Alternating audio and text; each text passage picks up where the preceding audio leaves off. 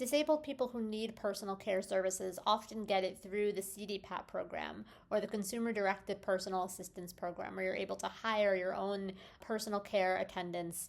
And they get signed up with these agencies called Fiscal Intermediaries. And there are a number of them all across New York State, so that we're able to have choice and agency in who we want to work with. Governor Hochul is proposing to close them down and just have one agency that is called PPL. In early 2025, the Department of Health released a commercial that was aired and broadcasted to channels all across New York State, stating that the organizations and people and entities that were speaking out and expressing concern about this massive of a change were just spreading lies and misinformation. And we have a response to that claim. I'm a consumer in the Consumer Directed Personal Assistance Program. I have been so for over 15 years.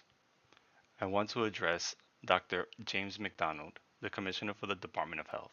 He is spreading misinformation by saying that New Yorkers have been lied to.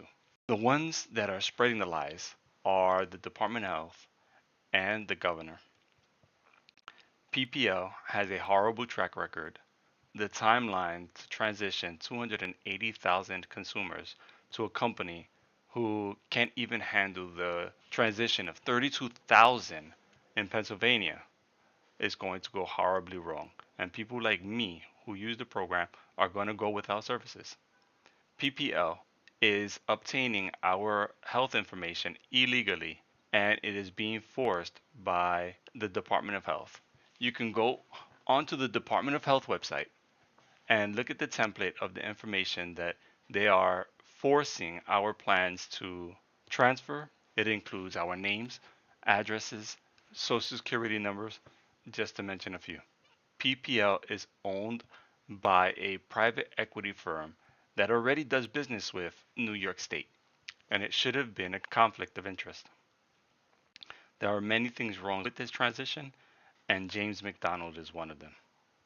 It is not normal to respond to very understandable and real criticism with spending thousands of dollars on this commercial where the Department of Health Commissioner comes in rather defensively screaming about how all these organizations are just simply creating lies and deceiving the public. That's not something that a healthy administration does. An administration that is comfortable and secure in their policy decisions is not going to do something that defensive and that petty.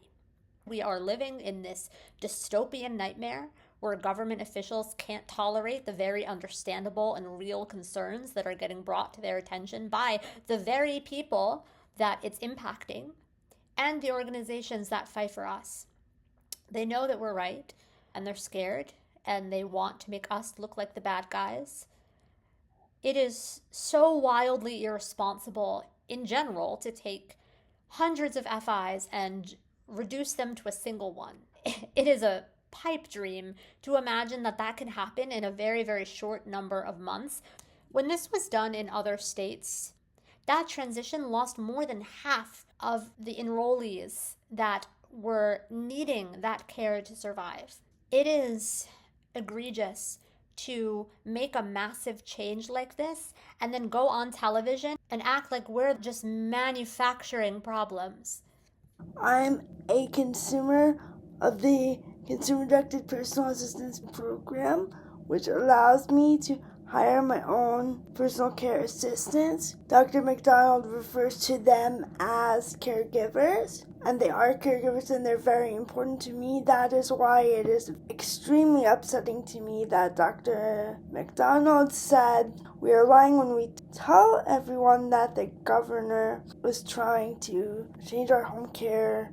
Contrary to what Dr. McDonald said, PPL has a horrible track record of getting the personal assistance paid on time, and we can afford those kind of risks to the consumer population because they could end up in hospitals or nursing homes or dead. They could lose their lives because of the governor's plan.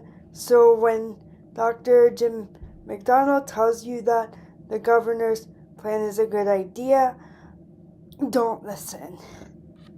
I think it has a drastic impact on people with disabilities, but also on home care workers.